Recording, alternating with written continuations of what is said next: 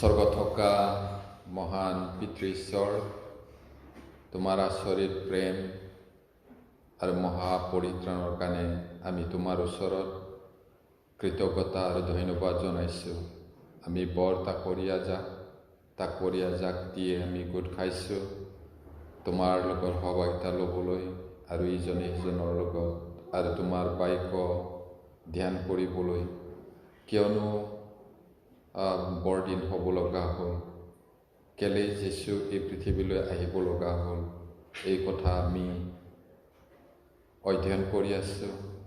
শুনা প্ৰতিজনৰ ওপৰত তোমাৰ অনুগ্ৰহ হওক প্ৰভু। আমাৰ মনবোৰ মুকলি কৰা শাস্ত্ৰীয় বচন বুজিবলৈ আৰু সকলো ভাই ভনীক প্ৰভু তুমি শান্তি দান কৰা। অনেকৰ দুখ কষ্ট হ'ব পাৰে, বেমাৰ আজাৰ, চিন্তা ভাৱনা, অভাৱ অনাটন, এই সকলো পূৰণ কৰিব পাৰোঁতা ঈশ্বৰ, যে তুমি তোমাতেই সকলো চিন্তাৰ ভাৰ অৰ্পণ কৰিছোঁ। যিসকল ভাই আৰু ভনীয়ে বেমাৰ আজাৰৰ কাৰণে, দুখ কষ্টৰ কাৰণে আহিব পৰা নাই আৰু কিছুমান এৰাব নোৱাৰা কামৰ বাবে তুমি তেওঁলোকৰ লগতো থাকা। বাকী সময় তোমাৰ হাতত সমৰ্পণ কৰিছোঁ। পবিত্ৰ আত্মা ঈশ্বৰ, তুমি আমাক পৰিচালনা কৰা। প্ৰাৰ্থনা যীশু নামত খুজিছোঁ, আমেন।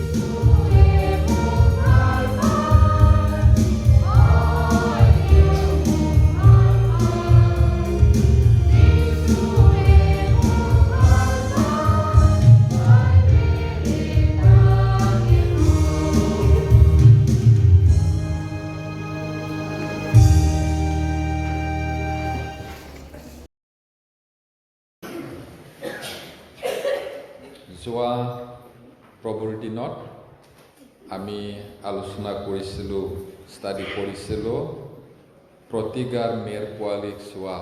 ঈশ্বৰে প্ৰতিজ্ঞা কৰা মেৰ পোৱালীক চোৱা মানে বিশ্বাস কৰা। সেইটো আমি শাস্ত্ৰপদটো পঢ়িছিলোঁ আদি পুস্তক 3 অধ্যায় 1 পৰা 21 পদলৈ। তাৰ পৰা আমি অধ্যয়ন কৰিছিলোঁ প্ৰতিজ্ঞাৰ মেৰ পোৱালীৰ ব্যক্তিত্ব। ঈশ্বৰে প্ৰতিজ্ঞা কৰা সেই ঈশ্বৰৰ মেৰ পোৱালীৰ চৰিত্ৰটো কেনেকুৱা, ব্যক্তিত্বটো কেনেকুৱা। এই মেৰ পোৱালীৰ উৎপত্তি অতুলনীয় আছিলে। তেওঁৰ উৎপত্তি কাৰো লগত তুলনা কৰা নাযায়। তাৰপিছত আমি চাইছিলোঁ এই মেৰ পোৱালীৰ কাম অতুলনীয়। ঈশ্বৰে প্ৰতিজ্ঞা কৰা মেৰ পোৱালীৰ যিটো কাম সেইটো কাৰো লগত তুলনা কৰিব নোৱাৰে, সেইটো আমি চাইছিলোঁ। তাৰপিছত প্ৰতিজ্ঞাৰ মেৰ পোৱালীৰ উদ্দেশ্য, ঈশ্বৰে প্ৰতিজ্ঞা কৰা মেৰ পোৱালীৰ উদ্দেশ্য, এই পৃথিৱীত কেলে আহিছিলে তাৰ উদ্দেশ্যটো আমি চাইছিলোঁ। তেওঁ এজন যোদ্ধাৰু হিচাপে আহিব বুলি কৈছিলে। যুদ্ধ কৰি তেওঁ শয়তানক হৰুৱালে আৰু শয়তানৰ হাতত থকা ডাঙৰ অস্ত্ৰ যি মৃত্যু, তাক তেওঁ জয় কৰিছিলে, সেইটো চাইছিলোঁ। তাৰপিছত তেওঁ এজন জিকাৰু হিচাপে আহিব। ঈশ্বৰে শত শত বছৰৰ আগত যি মেৰ পোৱালী বা ত্ৰাণকৰ্তা আহিব বুলি কৈছিলে, তেওঁ যোদ্ধাৰু হিচাপে আহিব আৰু জিকিব শত্ৰুৰ ওপৰত। আৰু তেওঁ শত্ৰুক জিনি মৃত্যুঞ্জয়ী হৈ পুনৰ স্বৰ্গলৈ গ'ল, এই কথাটো আমি চাইছিলোঁ। তাৰপিছত আমি শেষ কৰিব পৰা নাছিলোঁ, এইটোৰ কাৰণে আজি আকৌ সেইটোকে থাকি যোৱাৰ পৰা ষ্টাডি কৰিব বিচাৰিছোঁ। সেইটো হ'ল প্ৰতিজ্ঞা কৰা মেৰ পোৱালীৰ বৰ্ণনা। এতিয়া ঈশ্বৰে প্ৰতিজ্ঞা কৰা সেই মেৰ পোৱালীৰ বৰ্ণনা দিছে। তাৰ আগতে আমি শাস্ত্ৰপদ এটা পঢ়িব লাগিব। যোহনী লিখা 3 অধ্যায় 16 পদ। আমি প্ৰায় আটাইয়ে জানো আৰু মুখস্থ কৰে, মুখস্থ আছে বহুতৰে কিজানি। যদি পাইছোঁ Gospel John chapter 3 verse 16 যদি পাইছোঁ পঢ়িম। কাৰণ ঈশ্বৰে জগতক ইমান প্ৰেম কৰিলে যে তেওঁ নিজৰ একমাত্ৰ পুত্ৰকে দান কৰিলে, যাতে যিকোনোৱে তেওঁক বিশ্বাস কৰি তেওঁ নষ্ট নহয় কিন্তু অনন্ত জীৱন পায়। এতিয়া বৰদিনৰ কাৰণে বজাৰ একেবাৰে ভিৰ হৈ গ'ল। কেৱল খ্ৰীষ্টিয়ান ৰাজ্য, খ্ৰীষ্টিয়ান দেশত নহয়, আমাৰ দেশতো বৰদিনৰ নামত বজাৰ বহুত কৰা হয়। লাখ লাখ টকা খৰচ কৰা হয় বৰদিনৰ নামত, কোটি কোটি টকা ব্যয় কৰা হয়। খ্ৰীষ্টমাছ ট্ৰী বোলে, বেলুন বোলে, কিবা বোলে ডেকৰেশ্যন। ঈশ্বৰৰ বাক্য প্ৰচাৰ কৰাত, ঈশ্বৰৰ কামৰ কাৰণে সিমান টকা হয়তো খৰচ কৰা নাই, কিন্তু বৰদিনৰ নামত সেইদৰে খৰচ কৰিছে। এতিয়া কেলে বৰদিন হ'ব লগা হ'ল আকৌ? বৰদিন মানে কি? বৰদিন মানে খোৱা বোৱা, নাচ গান, নতুন কাপোৰ পিন্ধাটো নহয়। সেইদিনাখন তেনেকুৱা নাছিলে। বৰদিন কেলে হ'ব লগা হ'ল? ঈশ্বৰে জগতক ইমান প্ৰেম কৰিলে কৈছে। কিয়? কেলে মৰম কৰিলে জগতক? মানুহক কেলে মৰম কৰিলে? মানুহক ঈশ্বৰে নিজৰ প্ৰতিমূৰ্তিৰে নিজকে চাই বনাইছিলে। পাপ কৰি তেওঁবিলাক আঁতৰি গ'ল, অপথে গ'ল, হেৰাই গ'ল, নৰকলৈ যাব। সেইটোৰ কাৰণে তেওঁ ইমান মৰম কৰিলে, নিজৰ প্ৰতিজ্ঞা কৰা মেৰ পোৱালী যীশুখ্ৰীষ্টক পঠাই দিলে। কেলে পঠাই দিলে? যিজনে তেওঁক বিশ্বাস কৰিব তেওঁ নষ্ট নহয় কিন্তু অনন্ত জীৱন পাব, তাৰ কাৰণে পঠাই দিলে। আৰু সেই প্ৰতিজ্ঞা কৰা মেৰ পোৱালী কেনেকৈ প্ৰতিজ্ঞা কৰিছিলে, কেনেকৈ সফল হ'ল, সেইটো আমি বাইবেলত দেখিবলৈ পাওঁ আৰু সেইটোকে আমি অধ্যয়ন কৰিছিলোঁ। এতিয়া আমি সেইদিনা আদিপুস্তক 3 অধ্যায়ৰ পৰা চাইছিলোঁ। তাৰে 21 পদত বৰ্ণনা আছে কি কৰিছিলে, কি কৰা নাই।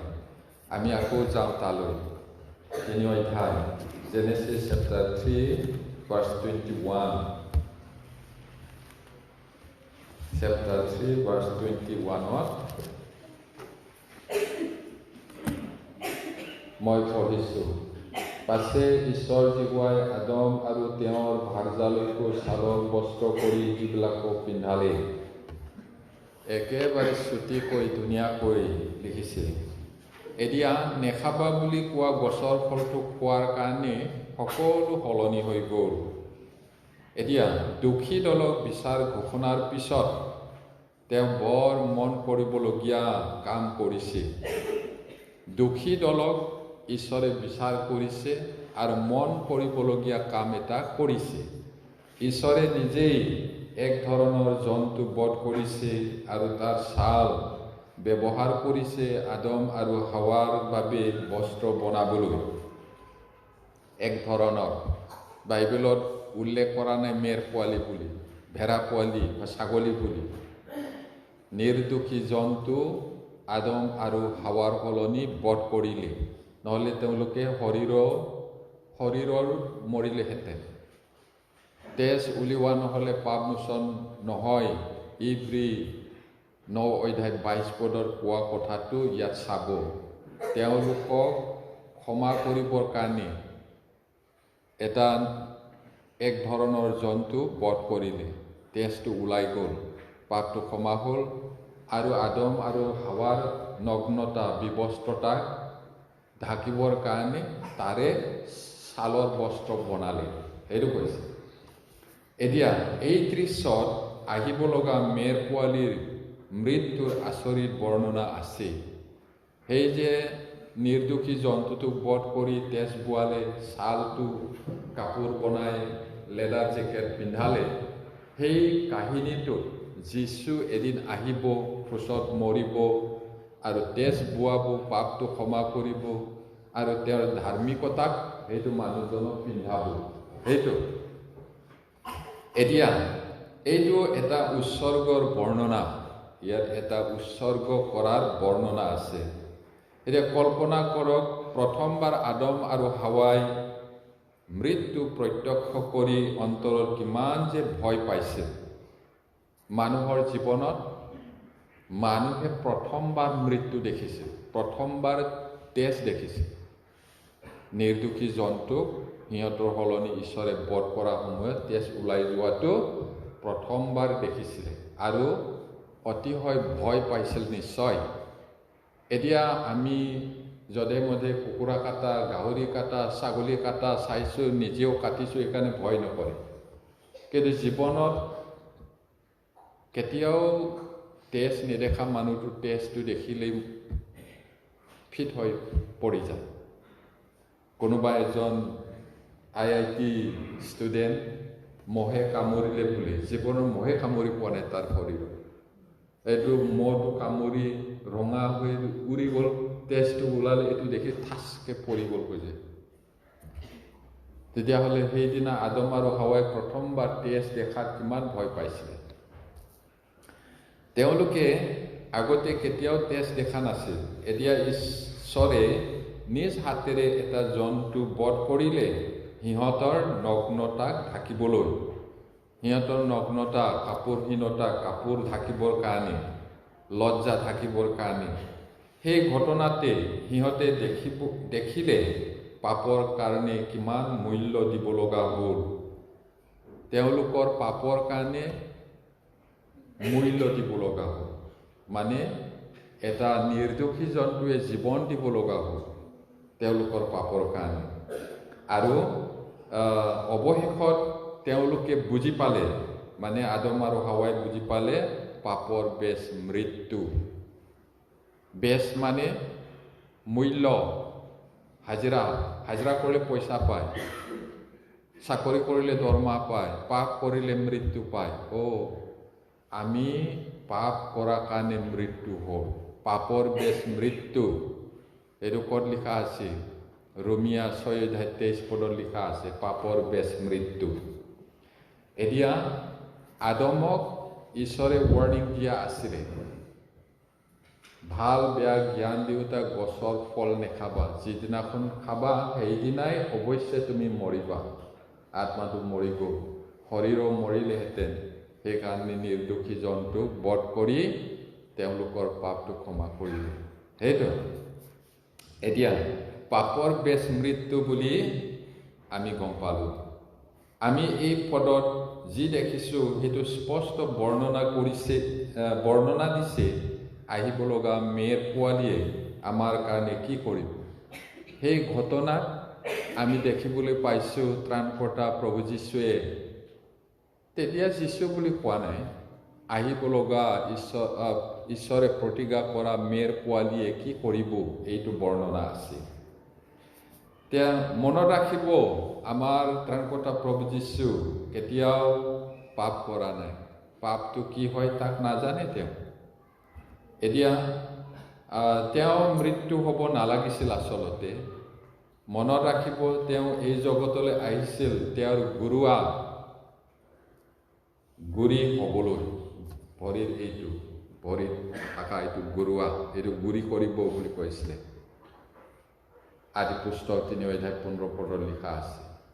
সেইটো গুৰি কৰা খাবলৈ আৰু সি শয়তানৰ মাথাটো গুৰি কৰিবলৈ আহিব বুলি কোৱাটো আহিছে। এতিয়া যীশু অলপো পাপ কৰা নাই। প্ৰথম পিতৰ 1 Peter chapter 2 verse 22, প্ৰথম পিতৰ 2:22 প্ৰথম পিতৰ 2:22 পঢ়িম। তেওঁ কোনো পাপ নকৰিলে, তেওঁৰ মুখত কোনো চলনা পোৱা নগ'ল, নিন্দিত হোৱা কালত প্ৰতিনিন্দা নকৰিলে। আমাৰ প্ৰভুৱে কেতিয়াও পাপ নকৰিলে। সেইকাৰণে আজিৰ মুখস্থ পদত আমি পাইছোঁ, যিজনাই পাপ জনা নাই সেইজনাকে আমাৰ নিমিত্তে পাপ স্বৰূপ কৰিলে। সেইটো এতিয়া ইয়াত কৈছে, তেওঁ কোনো পাপ নকৰিলে, তেওঁৰ মুখত কোনো চলনা পোৱা নগ'ল।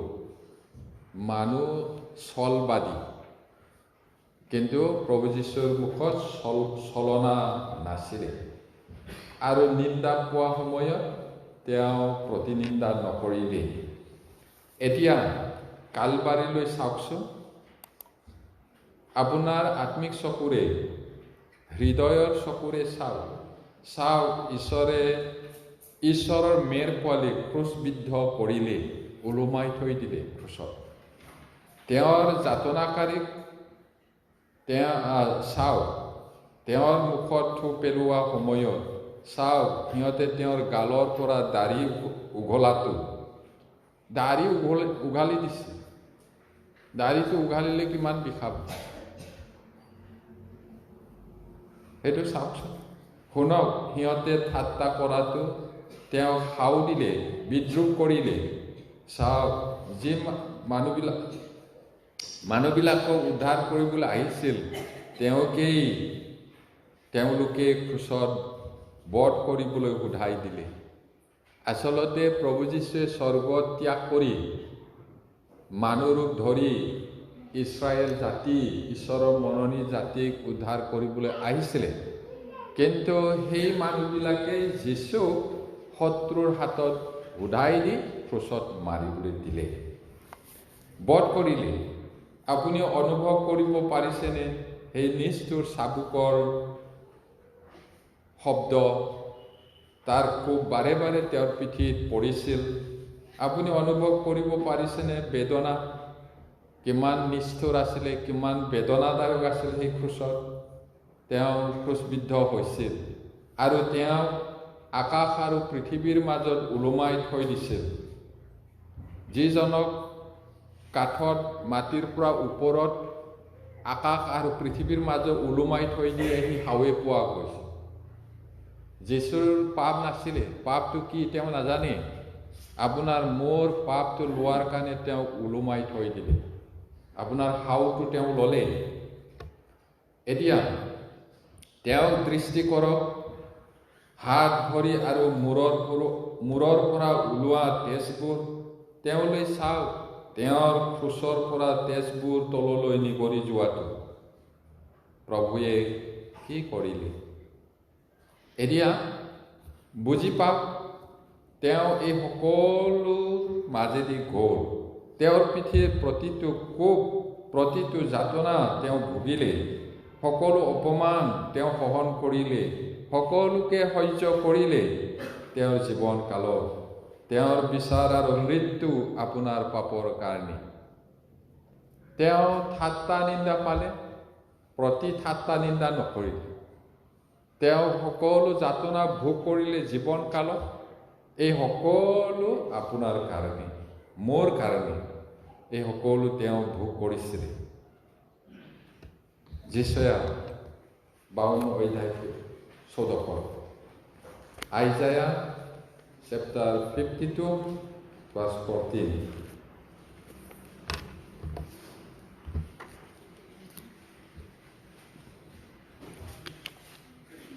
যিচয়া 52 অধ্যায় 14 পদ পঢ়ি, আন মানুহতকৈ তেওঁৰ আকৃতি আৰু মনুষ্য সন্তানবিলাকতকৈ তেওঁৰ অধিককৈ বিকৃত হোৱা দেখি যেনেকৈ অনেকে তেওঁৰ বিষয়ে তথা লাগিল। কেলেণ্ডাৰত থকা যীশুৰ চেহেৰাটো চাই পিনে সেইটোৱে বুলি ভাবিব নালাগে। তেওঁক চালে ভাল পাবলৈ ধুনীয়া চেহেৰা নাই কৈছে। আৰু মাৰি মাৰি এনেকৈ একেবাৰে বেয়া ঘুগুলা কৰিলে চাইছে মানুহবিলাকে, তধা লাগিছে কৈছে। কাৰ কাৰণে ইমান দুখ পালে, কিয় ইমান মাৰ খালে? হাই হাই, এইবোৰ লিখা আছে। গোটেই ৰাতিটো মাৰি চাবুকেৰে মাৰি টানিছে, ভুকুৱাইছে, দাড়ি উঘালিছে, কোবাইছে, চেহেৰা থাকিব নেকি? আমি যে ভিডিঅ' দেখিছোঁ, অলপমান খোজকাঢ়ি ধুনীয়াকৈ থিয় হোৱা, ইমান কণ্ডিশ্যন নাই। চাবুকেৰে মাৰি টানিলে মাংসটো বখলা বখলি ওলাই যায়, হাৰ্ডি ওলাই যায়। বহুত মানুহ চাবুকৰ কোবতে মৰি যায়। কিন্তু যীশুৱে সম্পূৰ্ণ শাস্ত্ৰীয় বচন সিদ্ধ কৰিব লাগিব। সকলো তেজ বোৱাই দিছিলে। এতিয়া তেওঁ তেজ বোৱালে, আপোনাৰ বাবে মৃত্যু হ'ল। আমি ভেড়াৰ নিচিনা অপথে গৈছিলোঁ, এই বুলি লিখা আছে। যীশুৱে 53 অধ্যায় ইয়াত যীশুৰ বিষয়ে যিমানবোৰ ভাৱবাণী কোৱা হৈছিল, 100% যীশুৰ জীৱনত সিদ্ধ হ'ল, তাক আমি জানো। এতিয়া অনুভৱ কৰিব যে কালবাৰীটো ঈশ্বৰৰ হিচাপ কিতাপৰ এটা ফলি, পতিত মানুহৰ বাবে তেওঁ চিঙৰিছিল। আপুনি মই এনে পাপৰ ক্ষমা নাপায়। আমি পৰিত্ৰাণ পোৱা ভাই ভনীবিলাকে এইটো পাতলকৈ লৈছে। সেইকাৰণে খ্ৰীষ্টিয়ান জীৱনটো লেটেং পেটেং, ঢলং পলং, সোপা ঢিলা, সুহকা পিছলা। একবাৰ আগত যায়, একবাৰ পাছত আহে, আৰু নানান ধৰণৰ একেবাৰে দুৰ্বল। তাৰ কাৰণটো কি? আমি যে পৰিত্ৰাণ পালোঁ, কিমান মূল্য দিব লগা হ'ল প্ৰভুৱে, তাক যদি জানো, সঁচাকৈ যদি জানো, আমাৰ জীৱনটো পুৰা সলনি হ'ব। ভাবিছা অন্তৰত? আমি যেতিয়া পাপী আছিলোঁ, তেতিয়াই তেওঁ আমাৰ কাৰণে মৃত্যু হ'ল। আমাক যে তেওঁ প্ৰেম কৰে, তাক প্ৰমাণ কৰিছে নিজক দিয়াৰ দ্বাৰাই। ঐশ্বৰিক প্ৰেম। এতিয়া আমি চাওঁ ৰোমিয়া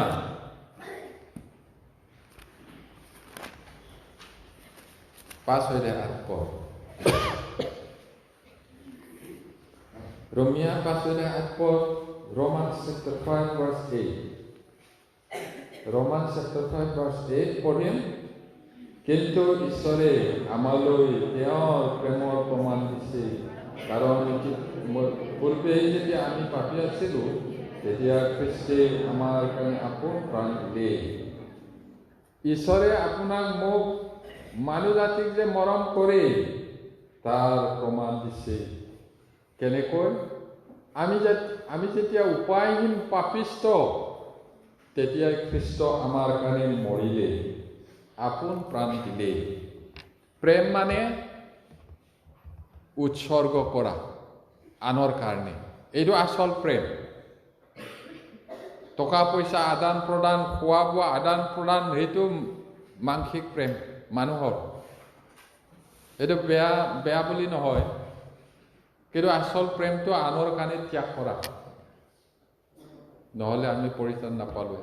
এনে পোৱা নাই, বহুত কষ্ট ভোগ কৰি দিছে। সেই দৃশ্যলৈ চাওক আৰু চাব পাপৰ প্ৰতি ঈশ্বৰৰ ঘৃণা, কিমান ঘৃণা। ক্ৰুচলৈ চাওক আৰু চাব পাপীৰ প্ৰতি ঈশ্বৰৰ সীমাহীন প্ৰেম। যন্ত্ৰণাত ভোগা ত্ৰাণকৰ্তালৈ চাওক আৰু জীৱিতে থাকক।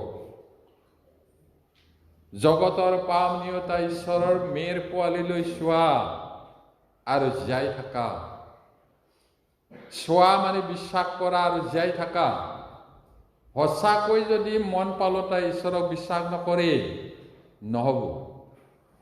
আপোনাৰ মতে ঠিক আছে বুলি ভাবিব পাৰে, শাস্ত্ৰৰ মতে হৈছে নে নাই তাক ভাবি চাওক। আপোনাৰ যুক্তিৰে নহয়, মানুহৰ যুক্তিৰে নহয়, শাস্ত্ৰৰ মতে যাব লাগিব। নহ'লে সেইদিনা বলে পাৰিবনে প্ৰভুৰ লগত যুঁজিবলৈ? এইটো নিয়ম বোলে, সেইটো নিয়ম বোলে, এনেকা হয় নেকি, বাইবেলত ক'ত আছে? এতিয়া যুক্তি দেখাব পাৰে, কিন্তু সেইদিনা নোৱাৰিব। সেইদিনা নোৱাৰিব। এতিয়া কালবাৰীটো ঈশ্বৰৰ হিচাপ কিতাপৰ ফলি হ'ল। হিচাপ কিতাপ জুখিব, হিচাপ কৰিব। সেইদিনা সঁচাকৈ পাল্লাটো ঠিক আছে নে নাই? আপোনাৰ মতে নহয়, মানুহৰ মতে নহয়। বেলচ্ছৰ ৰজাক কেলে ধ্বংস হৈছিলে? সি ঈশ্বৰে জুখিলে কম পালে কৈছে, সেইকাৰণে সেই ৰাতিয়ে ধ্বংস হৈছে। তেওঁৰ মতেতো তেওঁ ৰজা, মহাৰজা, মহাবীৰ, একো অভাৱ নাই, খাই বৈ মস্তি কৰি নাচি আছিল। কিন্তু এটা আঙুলি ওলাই জুখিলে কমটি পোৱা গ'ল। অহংকাৰী আছিল, সেইকাৰণে সেই ৰাতিয়ে ধ্বংস হ'ল। হিচাপ কিতাপৰ ফলি হয় সেই কালবাৰী। আৰু ঈশ্বৰে পাপক অতিশয় ঘৃণা কৰে। প্ৰভু যীশুৱে আমাৰ পাপৰ ভাৰ পোৱা কাৰণে তেওঁক ঘূৰি কৰিলে। আনহাতেদি ঈশ্বৰে পাপীক ইমান মৰম কৰে, পৰিত্ৰাণ পোৱাটো তেওঁ বিচাৰে। আৰু সেইকাৰণে তেওঁ আহ্বান কৰিছে সকলোকে, প্ৰকৃতাৰ্থত সঁচাকৈ শাস্ত্ৰসন্মতভাৱে বিশ্বাস কৰিব লাগিব। তেতিয়াহে বিশ্বাস কৰিছোঁ বুলি নিজৰ ইচ্ছামতে চলি থাকিলে নহ'ব। এতিয়া এইটো হ'ল এটা প্ৰচুৰতাৰ বৰ্ণনা। এই কাহিনীতে কি কাহিনী? আদম আৰু হাৱাই পাপ কৰিলে, ঈশ্বৰে বিচাৰ কৰিলে, তেতিয়াই মৃত্যু আৰু পৰিত্ৰাণৰ কথা, ত্ৰাণকৰ্তা আহিব। সেই ত্ৰাণকৰ্তাই সাপৰ মূৰটো গুৰি কৰিব, সাপে যীশুৰ গুৰুৱাটো গুৰি কৰিব। আৰু সেইখিনি কথা কওঁতেই প্ৰচুৰতাৰ বৰ্ণনাও আছে, প্ৰচুৰ এই কথাও আছে। আদম আৰু হাৱাই পাপ কৰাৰ পিছত তেওঁলোকৰ নগ্নতা গম পালে। আগতে নাঙঠ বুলি গম নাপায়, ফলটো খোৱাৰ লগে লগে নাঙঠ বুলি গম পালে, লাজ পালে। আৰু আগত ঈশ্বৰ আহিলে দৌৰি যায় তেওঁৰ লগত সহভাগিতা ল'বলৈ, কথা পাতিবলৈ।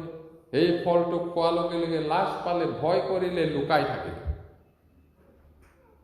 পাপে লজ্জা আনে, মৃত্যু আনে, দুখ কষ্ট আনে, বেদনা আনে। সেইটো তাৰপিছত কি কৰিলে?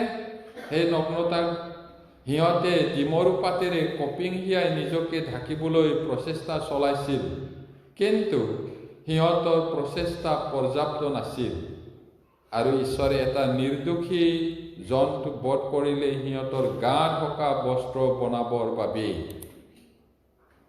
একেবাৰে আদম হাৱাই গম পালে, তাৰপিছত কি কৰিব? তেতিয়া ঢাকিব লাগে।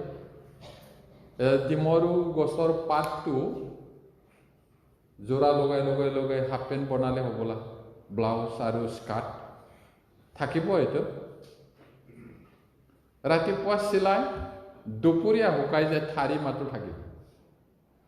আৰু এতিয়াৰ নিচিনা কল্পনা কৰিব নালাগে, টিউবৱেলত এনেকৈ পানীটো কেক খেলিলে পানী ওলাব, টেপটো খুলিলে পানী আহিব। চাউলৰ টিঙত ঢাকনটো খুলি চাউল পাব, নহয়। এইটো হাজাৰ হাজাৰ বছৰৰ আগৰ কথা। ফল মূলহে খাই থাকিব লাগিব। বতৰত এতিয়া আপেল আৰু কমলাৰ বতৰ, সেই বতৰ মতে বিচাৰিব লাগিব সিহঁতে। আৰু ৰ'দৰ তাপত শুকাই গ'ল, আকৌ বনা। মানুহে সেইটো ঢাকিবৰ কাৰণে চেষ্টা কৰিছে, কিন্তু নোৱাৰে, যথেষ্ট নহয়। তাৰপিছত কি কৰিলে? ঈশ্বৰে তেওঁলোকৰ অভাৱটো দেখিলে। কি কৰিলে? ঈশ্বৰে তেওঁলোকক আৰু আমাক দেখুৱাব বিচাৰিছে যে শৰীৰৰ কৰ্মই কেতিয়াও প্ৰায়শ্চিত্ত কৰিব নোৱাৰে বা পাপক ঢাকিব নোৱাৰে। পাপ দূৰ কৰিব পাৰে কেৱল নিৰ্দোষীৰ তেজ উলিওৱাৰ দ্বাৰাই। এতিয়া সেইটোকে ঈশ্বৰে দেখুৱাব বিচাৰিছে, শৰীৰৰ কৰ্মৰ দ্বাৰাই পাপটো ঢাকি ৰাখিব নোৱাৰে। আৰু ঢাকি ৰাখিলেতো নহ'ব, সেইটো গুচাব লাগিব।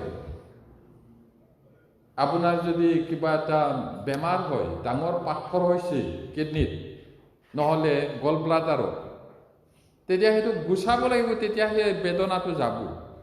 সেইটো যদি প্লাষ্টিকেৰে ধুনীয়াকৈ ঢাকি থৈ দিয়ে, সেইটো বিষটো নাযাব। ঢাকি ৰাখিব নোৱাৰে, দূৰ কৰিব লাগিব। পাপটো ঢাকি ৰাখিলে এইটো আকৌ ওলাই থাকিব, এইটো দূৰ কৰিব লাগিব, তেতিয়াহে সমস্যাৰ সমাধান হ'ব। কিন্তু মানুহৰ কামে সেই সমস্যাটো দূৰ কৰিব নোৱাৰে, পাপটো ঢাকি ৰাখিবও নোৱাৰে আৰু দূৰো কৰিব নোৱাৰে। এতিয়া সেইটো কৰিবলৈ হ'লে পাপটো দূৰ কৰিব পাৰে কেৱল নিৰ্দোষীৰ তেজ উলিওৱাৰ দ্বাৰাইহে। এতিয়া পুৰণি নিয়মত আমি জানো যে বছৰে বছৰে, মাহে মাহে, দিনে দিনে জন্তু বলি দিয়ে।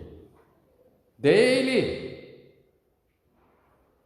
ৰাতিপুৱা এবছৰীয়া ভেড়া পোৱালি, মতা ভেড়া পোৱালি কাটিব। আকৌ বেলি দিবৰ আগে আগে এটা মাৰিব, হোম বলি। আকৌ 9 জুন, নতুন জুন ওলালে দেখি পোৱাৰ লগে লগে আকৌ পৰ্ব, তাতে মাৰিব। নিষ্ঠাৰ পৰ্ব, পজা পৰ্ব, কিবা পৰ্ব, ঢেৰ লাখ লাখ লিটাৰ তেজ গ'ল। এইটো ঢাকে, জন্তুৰ তেজটো পাপটো ঢাকে। তাৰ ভেলিডিটিটো 1 বছৰহে কৈছে জন্তু। নেক্সট ইয়াৰ আকৌ ওলালে, আকৌ ঢাকিলে, আকৌ ওলালে, আকৌ ঢাকিলে। তেতিয়াহ'লে যদি নোৱাৰে, কেলে জন্তু বধ কৰিবলৈ, বলি দিবলৈ ঈশ্বৰে অনুমতি দিলে? যেতিয়ালৈকে আচল ঈশ্বৰৰ মেৰ পোৱালি, পাৰফেক্ট বলি, সিদ্ধ বলিটো আহি ক্ৰুচত নমৰে, তেজ নিদিয়ে, তেতিয়ালৈকে দি থাকিব লাগিব। ফাইনালত প্ৰভু যীশু আহিল, আচল মেৰ পোৱালিটো, সেই জন্তু বলিটো আঙুলিয়াই দিছে। One day the Savior will come, perfect sacrifice will come, and he will die, and he will shed his holy blood once for all. একদিন ত্ৰাণকৰ্তা আহিব, একেবাৰতে তেওঁ তেজ দিব আৰু অনন্ত কালৰ বাবে পাপটো ক্ষমা কৰিব। তেতিয়ালৈকে বলি দিয়া। এতিয়া এইটো প্ৰভু যীশুৱে শেষ কৰিল, একবাৰ অনন্ত কালৰ বাবে আমাৰ পাপটো এবাৰ ক্ষমা কৰিলে, তেতিয়াৰ পৰা আৰু বলি দিবলৈ দৰকাৰ নাই। Hebrew 9:12 সবে জানে। Hebrew chapter 9 verse 12 বহুত ক্লিয়াৰকে কৈছে। Hebrews chapter 9 verse 12, Hebrew 9:12 পঢ়িম। সাগৰ আৰু দামৰিৰ তেজৰ গুণে নহয়, কিন্তু তেওঁৰ নিজৰ তেজৰ গুণে একেবাৰতে পবিত্ৰ স্থানত সোমাই অনন্তকাল স্থায়ী মুক্তি উপাৰ্জন কৰিলে। ক্লিয়াৰ হৈছেনে প্ৰিয়সকল? ছাগলীৰ, দামৰিৰ, পাৰৰ, হাঁহৰ, কুকুৰাৰ নহয়, সেইবোৰে ঢাকিহে ৰাখিছিলে। আৰু সেই বলি বিধানটো ঈশ্বৰে দিছিলে পাৰফেক্ট চেক্ৰিফাইচটো নাহালেকে। সিদ্ধ বলি যীশুৱেহে দিব পাৰে। তেওঁ নতুন মানুহ, নিষ্কলংক, নিষ্পাপী মানুহ, তেওঁ নাহালেকে এইটো দি থাকিবলৈ কৈছে। সেইকাৰণে ইয়াত কৈছে সাগৰ আৰু দামৰিৰ তেজৰ গুণে নহয়, সেইবিলাক তেজৰ শক্তিত নহয়, কিন্তু ইয়াত কিন্তুটো বহুত ডাঙৰ, তেওঁৰ নিজৰ তেজৰ গুণে, তেওঁৰ নিজৰ মানে যীশুৰ নিজৰ তেজৰ গুণে একবাৰতে পবিত্ৰ স্থানত সোমাই অনন্তকাল স্থায়ী মুক্তি উপাৰ্জন কৰিলে। Once for all he obtained the eternal redemption, কৈছে ইংলিছত। এবাৰতে, তাৰ পৰা আৰু বলি দিব নালাগে। আৰু যীশুৰ তেজৰ ভেলিডিটিটো অনন্তকাল থাকে, এভাৰলাষ্টিং টু এভাৰলাষ্টিং। তেওঁৰ তেজৰ পাৱাৰ, জন্তুৰটো 1 বছৰ। কিয় যীশুৰ তেজৰ পাৱাৰটো ইমান থাকে? তেওঁ অনন্ত কলীয়া ঈশ্বৰ, তেওঁ অনন্তকাল জীয়াই থাকে, গতিকে তেওঁৰ তেজৰ শক্তিটোও অনন্তকাল থাকে। যীশু খ্ৰীষ্ট আজি কালি সদা কাললৈকে একেই হৈ আছে, একেই হৈ আছে। সেইকাৰণে একবাৰতে আমাৰ পাপটো ক্ষমা কৰিলে। এইটো এটা স্পষ্ট ছবি অপাৰগতা। মানুহে নিজৰ চেষ্টাৰে ঈশ্বৰৰ ওচৰত উপস্থিত হ'ব নোৱাৰে। আমি যি উত্তমতা উলিয়াব পাৰোঁ বৰ দুখ লগাকৈ সদায় নোজোৰা হৈ থাকিব। মানুহ অপাৰগ, মানুহে নোৱাৰে, তাৰ এটা ছবি। আৰু আমি যিটো আটাইতকৈ উত্তম, ভাল, যিটো উলিয়াব পাৰোঁ সেইটো নোজোৰে কৈছে, ছুটি হয়। একেবাৰে ভাল কাপোৰ বনালেও নোজোৰে। মানুহৰ কামটো, মানুহৰ ধৰ্মটো সেই মকৰা জালৰ নিচিনা কাপোৰ কৈছে। মকৰা জালৰ নিচিনা পাতল কাপোৰ পিন্ধিলে লাজটো ঢাকিব নেকি? সেইটো কৈছে ঈশ্বৰে, নোৱাৰে। এতিয়া মানুহৰ ধাৰ্মিকতাটো কি কৈছে? মানুহৰ ধাৰ্মিকতাটো চোৱা হোৱা কাপোৰৰ নিচিনা। আৰু আমি আটাইবোৰে বতাহত উৰুৱাই নিয়া শুকান পাতৰ নিচিনা হৈছো। নোৱাৰে তাৰ বাবে। মানুহে সদায় চেষ্টা কৰি আহিছে নিজৰ কাৰণে ধাৰ্মিকতাৰ কাপোৰ ববলৈ আৰু ধৰ্ম বস্ত্ৰ ববলৈ। নিজৰ ধাৰ্মিকতাৰ কাপোৰ ববলৈ, ধৰ্ম কাপোৰ ববলৈ সদায় যুগে যুগে চেষ্টা কৰি আহিছে, কিন্তু জোৰা নাই, নোৱাৰে।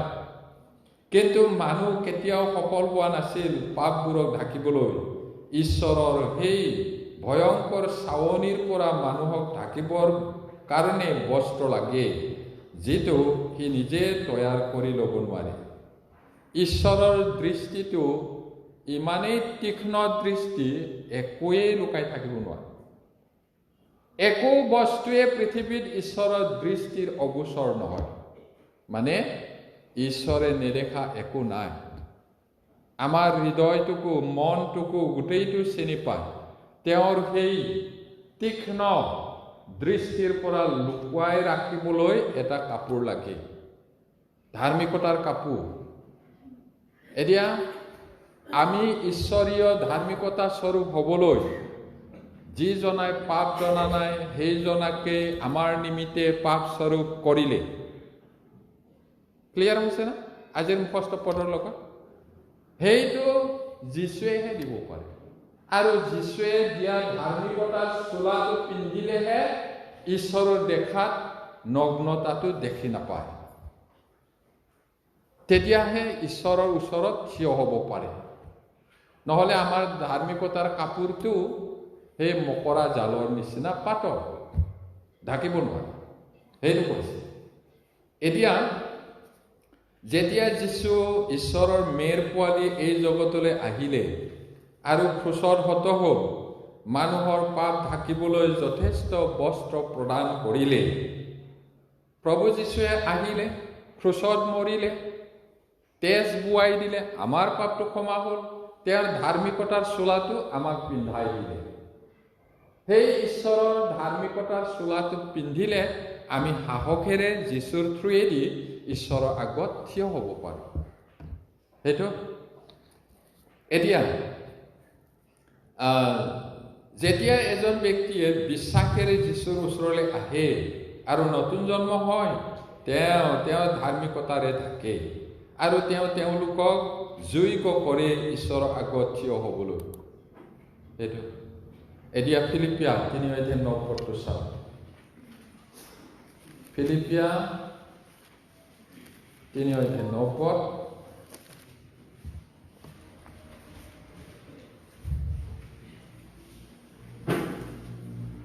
পঢ়ে আৰু মোৰ নিজ ধাৰ্মিকতা অৰ্থাৎ বিধানৰ পৰা পোৱা ধাৰ্মিকতাৰে ধাৰ্মিক নহয় ঈশ্বৰৰ খ্ৰীষ্টত বিশ্বাস কৰাৰ দ্বাৰাই যি ধাৰ্মিকতা অৰ্থাৎ ঈশ্বৰৰ পৰা পোৱা বিশ্বাসমূলক ধাৰ্মিকতাৰে ধাৰ্মিক হৈ যেন খ্ৰীষ্টক লাভ কৰোঁ এতিয়া পৌলে স্বীকাৰ কৰিছে বিধান পালন কৰি পোৱা ধাৰ্মিকতাটো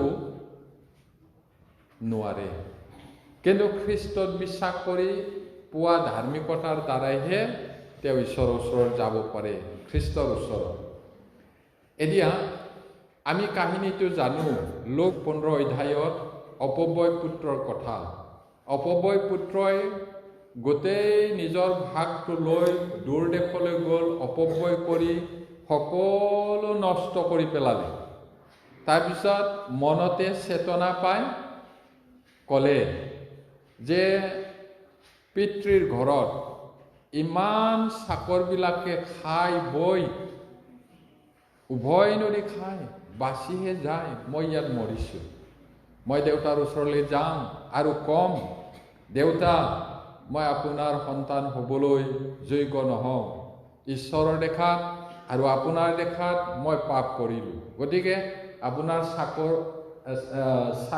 এজন চাকৰৰ নিচিনা কৰক এইবুলি কিন্তু তেওঁ যেতিয়া দেউতাৰ ওচৰলৈ আহিলে সেই দূৰত থাকোঁতে কি কৰিলে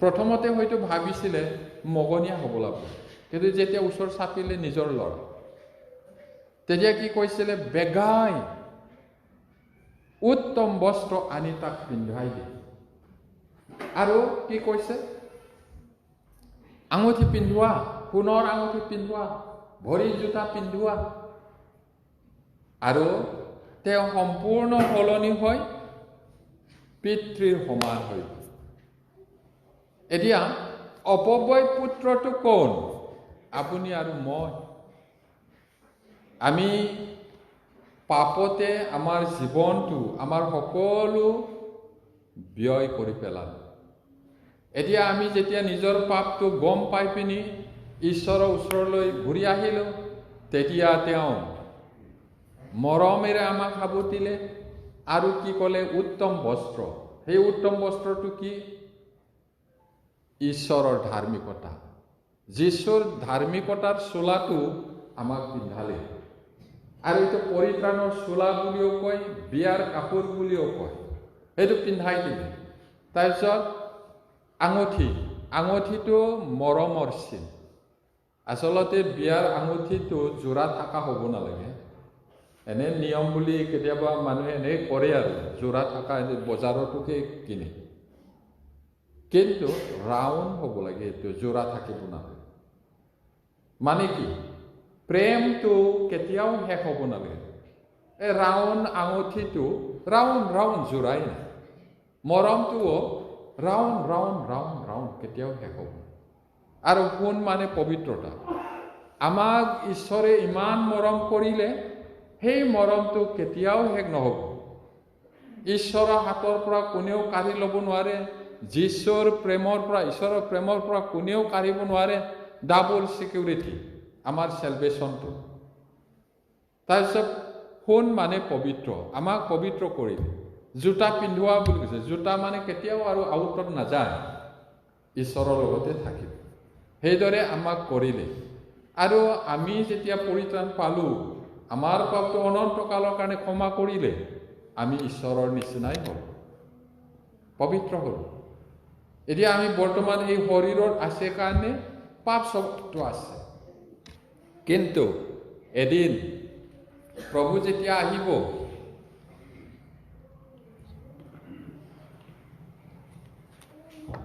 আমি ৰূপান্তৰ হ'ম আৰু তেওঁৰ নিচিনাই হ'ম বুলি কৈছে, নহয় জানো? সেইটো এতিয়া মূল কথাটো হ'ল, আপুনি যি খুচি, যি মন যায় তাকে চেষ্টা কৰিব পাৰে।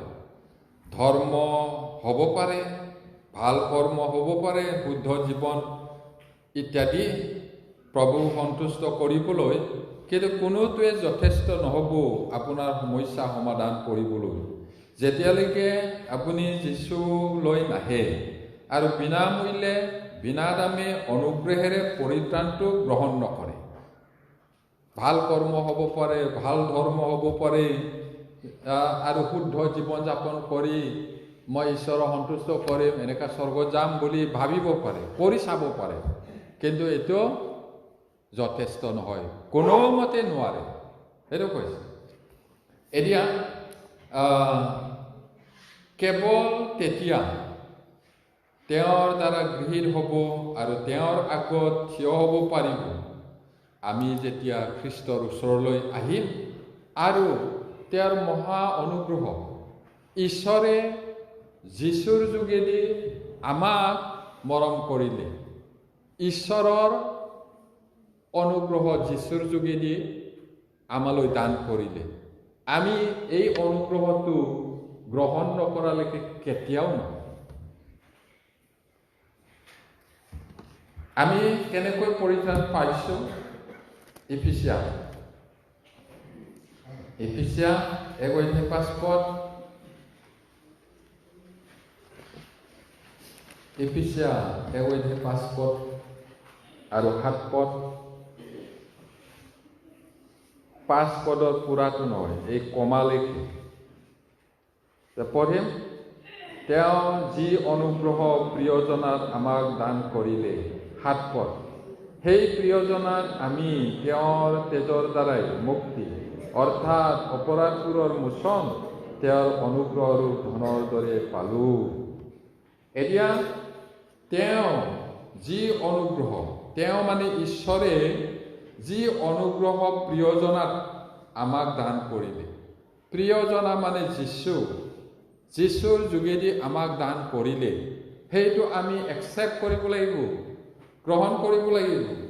এতিয়া সেই প্ৰিয়জনাত মানে যীশু খ্ৰীষ্টত আমি কেনেকৈ পৰিত্ৰাণ পালোঁ? ভাল কাম কৰি, পইচা দি, গীৰ্জাত আহি, বাপ্তিস্মা লৈ নহয়।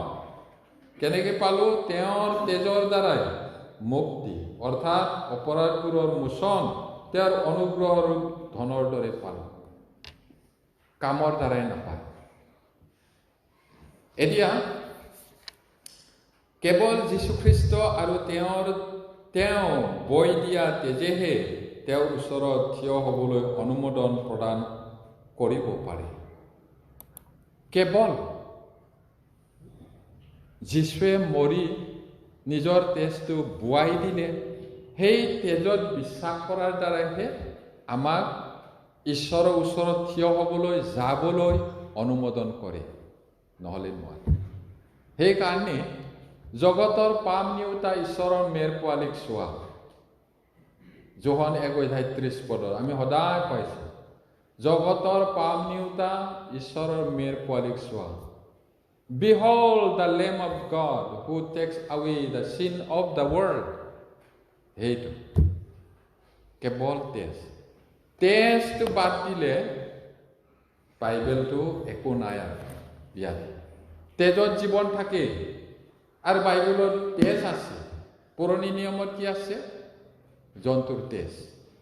নতুন নিয়মত যীশুৰ তেজ।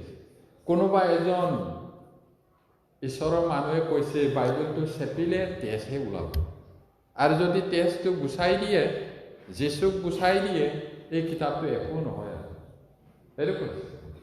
গতিকে পৰিত্ৰাণটো তেজৰ দ্বাৰাহে পায়। কিহৰ তেজ? প্ৰভু যীশু। এতিয়া আদম আৰু হাৱাই এডেনবাৰী পাপ কৰিলে, তাৰ বাবে মই বৰ দুখী। কল্পনা কৰি চাওকচোন, এই পৃথিৱীখন কেনেকুৱা হ'লহেঁতেন তেওঁলোকে পাপ নকৰা হ'লে। কিমান আনন্দময় হ'লেহেঁতেন। ইজনে সিজনক বেজাৰ নাপালেহেঁতেন, ইজনে সিজনক হিংসা নকৰিলেহেঁতেন, একো অভাৱ নহ'লেহেঁতেন। মৰমতে সাৱতা সাৱতি কৰিলেও এইটো পবিত্ৰ সাৱতা হ'লেহেঁতেন। এতিয়াতো মনত তিতা থাকে, নহয় জানো? ধুনীয়াকৈ হেল্ল' গুড মৰ্ণিং ক'লেও তিতাটো থাকে। চাহ নহয়, সেইটো পাপ থকাৰ কাৰণে। এতিয়া কিন্তু সিহঁতে পাপ কৰিলে, আৰু তেওঁলোকে পাপ কৰাৰ কাৰণে আপুনি আৰু মই এই পৃথিৱীত একেবাৰে পাপেৰে জৰ্জৰিতত জন্ম পালোঁ। আমি নিজে কৰাৰ কাৰণে পাপী হোৱা নাই। এই প্ৰথম মানুহটোৱে পাপ কৰিলে, তাৰপিছত পাপী হৈ আহিছে গোটেইটো। আৰু আমি যদি এতিয়া নিজে কৰোঁ, প্লাছ হয়, প্লাছ এটা, তাৰপিছত আনটো আজি এটা কৰিলোঁ প্লাছ, কাইলৈ এটা কৰিলোঁ প্লাছ। কিছুমানে কয় মই পাপ কৰা নাই, মই কেনেকৈ পাপী হ'ম? অৰিজিনেল পাপটো আছে। যদি কোনোবাই সঁচাকৈয়ে একো পাপ কৰা নাই, তথাপিও অৰিজিনেল পাপটো আছে, আদমৰ পৰা আহাত। আৰু নিজে কৰিলে প্লাছ, এইটো প্লাছ হয়। আৰু মানুহে পাপ কৰা নাই বুলি কয়, পাপ নকৰাকৈ থাকিব পৰা মানুহ নাই। পাপ নকৰাকৈ থকা কোনো নাই কৈছে বাইবেল। আৰু যদি কোনোবাই কয় মই আছো, তেতিয়াহ'লে বাইবেল মিছা, ঈশ্বৰ মিছা বুলি কোৱা হয়। সেইটো এতিয়া মই ঈশ্বৰক ধন্যবাদ দিওঁ, তেওঁ আমাৰ অভাৱ দেখি তেওঁৰ পুত্ৰ যীশুক পঠাই দিলে এই জগতলৈ ক্ৰুচত মৃত্যু হ'বলৈ, সম্পূৰ্ণ মেৰ পোৱালি হিচাপে। আমি সকলোৱে ঈশ্বৰক ধন্যবাদ দিয়া উচিত। আমি চেষ্টা কৰা ধাৰ্মিকতাৰ চোলাটো, ধৰ্ম কাপোৰটো যিমানে বুয়ে, যিমানে চেষ্টা কৰে নুজুৰে। সেইকাৰণে আমাৰ অপাৰগতা, আমাৰ অভাৱটো দেখি ঈশ্বৰে মৰম কৰি যীশুখ্ৰীষ্টক এই জগতলৈ পঠাই দিলে। সেইটোৱে বৰদিন, সেইকাৰণেহে বৰদিন। আৰু সেইকাৰণে আমি ঈশ্বৰক ধন্যবাদ দিব লাগে। আৰু সেই প্ৰভু যীশু পাৰফেক্ট চেক্ৰিফাইচ, দ্য লেম of god, perfect sacrifice. He shed his holy blood and he obtained the eternal redemption. ইংলিছত ক'লে এনেকুৱা কৈছে, সিদ্ধ মেৰ পোৱালি, সিদ্ধ বলি, আৰু তেওঁ ক্ৰুচত মৰিলে, তেজ বোৱাই দিলে, আৰু অনন্তকাল মুক্তিটো তেওঁ আনিলে। সেইটো কৈছে। সেইকাৰণে আমি ঈশ্বৰক ধন্যবাদ দিয়া উচিত। তেওঁ আমাৰ অভাৱটো পূৰ কৰিলে, আমি নোৱাৰাটো তেওঁ কৰিলে। বৰদিনৰ আচল অৰ্থটো কি? এই বতৰৰ আচল কাৰণ কি? আপুনি যীশুক সেই দানা পাত্ৰৰ শিশুতকৈ বেছি জানেনে? বহুতে এই সৰু ঘৰত থোৱা, কেলেণ্ডাৰত ধুনীয়াকৈ থোৱা, এইটো মাত্ৰ অন্তৰত ভাবে। আৰু কিছুমানে কেলেণ্ডাৰৰ ওচৰত সেৱা কৰে, নাজানে বেচেৰাহঁতে। তাৰপিছত স্কুলত যায়, কলেজত যায়, কামত যায়। কিছুমানে ধূপ লৈ এই কেলেণ্ডাৰৰ ওচৰত যীশু আছে,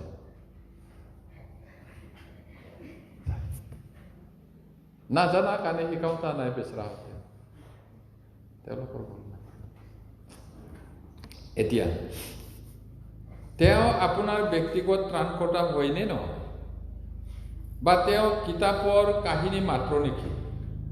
এটি মিঠা চিন্তা আৰু একো নাই, এনেকুৱা নেকি? না একেবাৰে ভাল বন্ধৰ দিন নেকি? নহ'লে আপুনি নিশ্চিত হ'ব লাগিব আপোনাৰ পৰিত্ৰাণটো।